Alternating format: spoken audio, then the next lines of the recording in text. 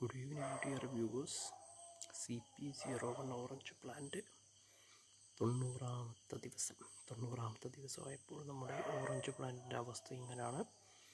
ഇന്ന് 4/11/2025 11:24 PM 23-24 hours.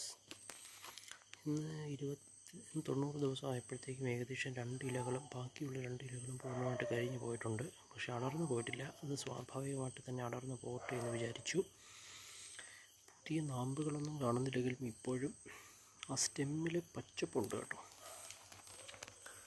സ്റ്റെമ്മിൽ അത്യാവശ്യം പച്ചപ്പ് കാണുന്നുണ്ട്. സ്റ്റെം എവിടെ? ഇതാണ് സ്റ്റെമ്മ്.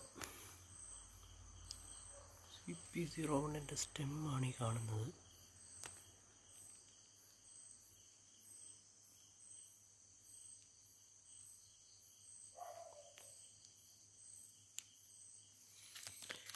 കഷ്ടം തന്നെ CP01 അവസ്ഥ. കണ്ടോ, കുറച്ചുകൂടെ വ്യക്തമായിട്ട് കാണാൻ പറ്റുമെന്ന് പ്രതീക്ഷിക്കുന്നു. ഇതാണ് ഇപ്പം നിലവിൽ നമ്മുടെ CP01 അവസ്ഥ. ഇതാണ് CP01.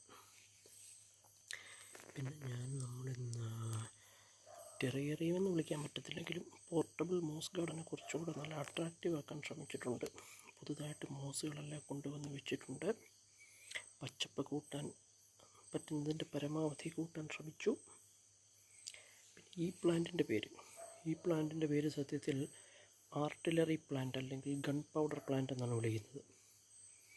ഇതിൻ്റെ നേറ്റീവ് പ്ലേസ് എന്ന് പറഞ്ഞാൽ ഫ്ലോറിഡയാണ്. ഫ്ലോറിഡ, മെക്സിക്കോ, പിന്നെ സെൻട്രൽ അമേരിക്ക, അവിടെയൊക്കെയാണ് പ്രധാനമായിട്ട് ഇത് കാണപ്പെടുന്നത്. പിന്നെ വെസ്റ്റ് ഇൻഡീസ്.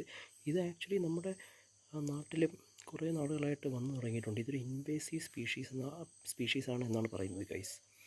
അതായത് വേറൊരു രാജ്യത്ത് നിന്ന് നമ്മുടെ ആവാസ വ്യവസ്ഥയിലേക്ക് കുടിയേറുകയും മാത്രമല്ല അതിനെ നശിപ്പിക്കാൻ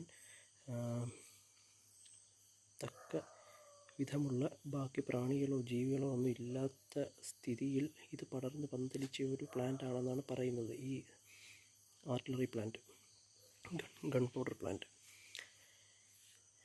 പിന്നെ CP01 പറ്റി പറയുകയാണെങ്കിൽ അല്പം വിഷമമുണ്ട്.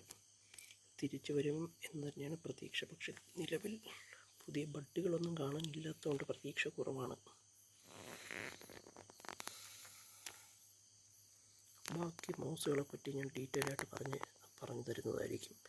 എന്നും പറഞ്ഞ് നമ്മൾ ഓറഞ്ച് പ്ലാന്റ് വളർത്തുന്നത് നിർത്താനൊന്നും പോകുന്നില്ല. നമ്മൾ തുടരും. Don't forget to like, share and subscribe.